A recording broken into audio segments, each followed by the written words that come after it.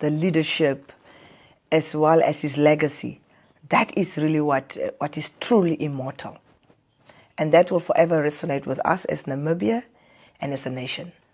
On personal reflections and memories, for me, Founding Father was more than just a national leader. He was a guiding light, a source of wisdom, a true patriot, a visionary, and my childhood hero. I vividly remember one of my earliest impressions of him, the moment he returned from exile, and how he, with overwhelming emotions, actually kissed the soil of Namibia. And that was like a true son of this land. That powerful gesture, spoke volumes. It spoke of his passion and love for our country and his determination, their determination to see the liberation struggle through to victory. I also recall the cherished memories of when he would visit my grandmother. Although I didn't have a one-on-one conversation with him then as a child, and I believe it was more because both of them were so absorbed in reconnecting with the past. But what I always remember is his presence.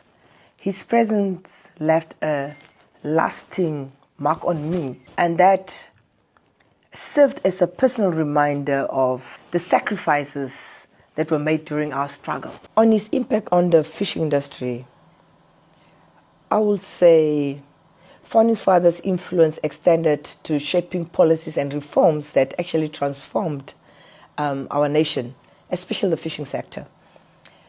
As the Founding Father, his leadership ushered in vital policy reforms, economic strategies, and those resource localization initiatives that ensure that we as Namibians that we actually benefit from our natural wealth. What always stood out for me and will continue to stand out for me is his strong advocacy for sustainable utilization of marine and coastal resources for the benefit of current and future generations. And clearly there was political will and motivation, and that really resulted in Namibia being recognized as one of the countries with the best fisheries management practices.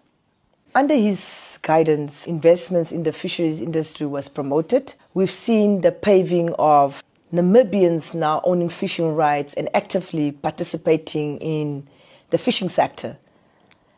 In this critical sector, that is his legacy. Also, as part of his legacy is that he ensured that we are and we become custodians of our own resources.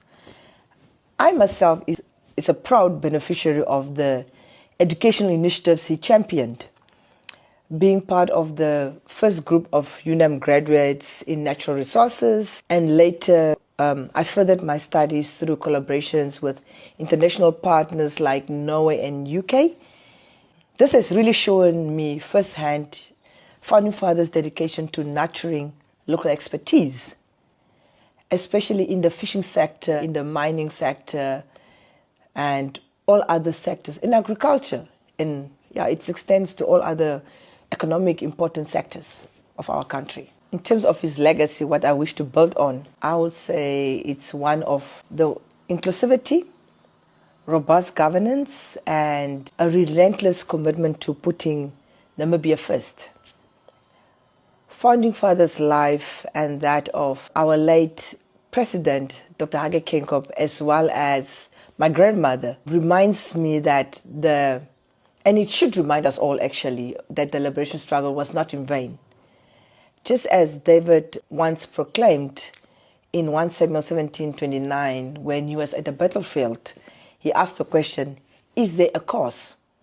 So for me, there was a cause for our liberation struggle. And now really, our cause is economic emancipation. This is the challenge we face today. And I pray that collectively, we can fulfill this purpose for our generations and future generations. Founding Fathers' immortal legacy it will not just be found in history books or in history, but in every policy. He influenced every initiative he championed, and in the hearts of all Namibians, all of us who continue to strive for a better self-determined nation. May his soul rest in power and internal peace. To his family, the Nujoma Foundation, and the entire Namibian nation, may God comfort, keep and sustain us all during this time. Let us honor his memory by carrying forward his vision and commitment to a united and prosperous Namibia. Thank you.